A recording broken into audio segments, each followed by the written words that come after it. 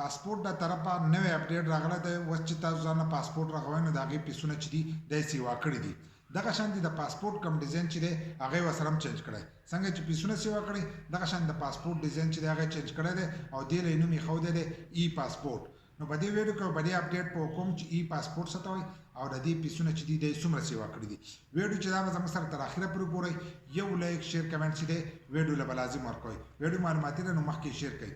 اصل کې ای پاسپورت چې دی دا یو کال مخکې دی وینا کړو چې موږ به ای پاسپورت چې دی دا به شروع کوو. یو کال پس چې دی اوس هغه پاسپورت چې دی دا شروع کړو د 9 جنوري نه چې دی عام کسان چې دي ځان له اوس ای پاسپورت چې دی دا جوړولی شي. خو ای پاسپورت وایي څه ته؟ ای پاسپورت دی ته وایي لکه مخکې به موږ ځان له شناختي کارت جوړوو نو دا کمپیوټرایز شناختي کارت چې دی دا به موږ ځان له جوړوو. بیا یې دې له نوم چینج کړو دغه سمارټ کارت خو ډیزاین چې دی دی ورسره هم چینج کړو. لکه اوس داسې نه جوړېږي سمارټ کارت چې دی دا جوړېږي خو په هغې کې هغه سیم غونډه کې چې دی هغه یې پکې لګولی دی. سیم پکې لګولی دی خو د دې سیم موږ ته پته نه لګي چې دا په څه ځای کې استعمالېږي. خو خیر په هغې کې هغه سیم لګولی دی نو د دې به تقریبا چې 75 روپیو که 100 پیس به یې اخېستو که 100 روپیو دغه پیس به یې اخېستو. اوس چې تاسو ځان نه سمارټ کارت جوړوئ نو د هغې ستاسو نه 750 روپۍ چې دي دغه علي. دغه شانتې اوس د پاسپورت ډیزاین چې دی هغه یې چینج کړی دی.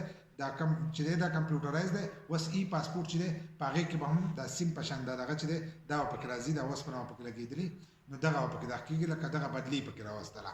خو د هغې سره چې دی د دې پیسونه یې هم سیوا کړل. لکه عام پاسپورت به موږ راغو د 15 کالو نو د هغې به یې زموږ نه اخېستې تقریبا 3000 روپۍ به عام پیس چې و د هغې و 3000 روپۍ پیس و. دغه شانتې اوس چې تاسو ځان دغه پاسپورت راغوئ 3000 والا د هغې به ستاسو نه هلې 9000 روپۍ د ای پاسپورت چې دی ستاسو سره به 9000 روپۍ هلې. دغه شان که دا تاسو ارجنټ جوړوئ دغه ارجنټ جوړوئ نو ستاسو نه چې دی 15000 روپۍ چې دي د 15 کالو به ستاسو نه اوس 15000 روپۍ چې دي دا به هلې. لکه 3 جون دغه پیس چې دی دغه سیوا شو. دغه شانتې که دا تاسو د 10 کالو جوړوئ نو دا به ستاسو نه هلې 13500 روپۍ. د 10 کالو پاسپورت راغوئ نو هغې به ستاسو نه هلې 13500. که دغه بیا تاسو ارجنټ جوړوئ د 10 کالو دا دې به ستاسو نه هلې 22500 روپۍ چې دي دغه به ستاسو نه هلې. خو دا به یې د 14 څپو به وي.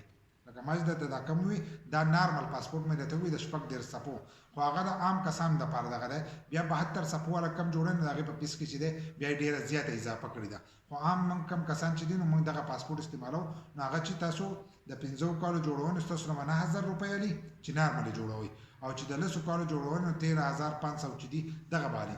دغه شان د پیس جمع کېدی چې دي نو په هغې کې سره هم بدلې راغلې. د دې اپډیټ خو ما تاسو ته مخکې هم ویلو چې دا تاسو اوس د خپل موبایل نه چې دی د هغې نه هم جمع کولی شئ. نو دغه شان د دې سره هم ولیدي چې دا تاسو د ایزي پیسې نه چې دی د دې پیس هم جمع کولی شئ. لکه تاسو اوس ځان نه پاسپورټ راغوئ نو دې ځای نه په ګاډي کې ناستئ یا په څه کې ناستئ خپل پیس د دې ځای نه جمع کړئ چې هلته لاړ شئ نو هر سره چې دی هغه به تاسو کړی وي دفتر کې نو ستاسو کار به ازاد وشي. دغه شانتې تاسو د هغې پیس د ایزي پیسې نه هم جمع کولی شئ او د جیس کیش نه چې دی د هغې نه هم جمع کولی شئ آنلاین.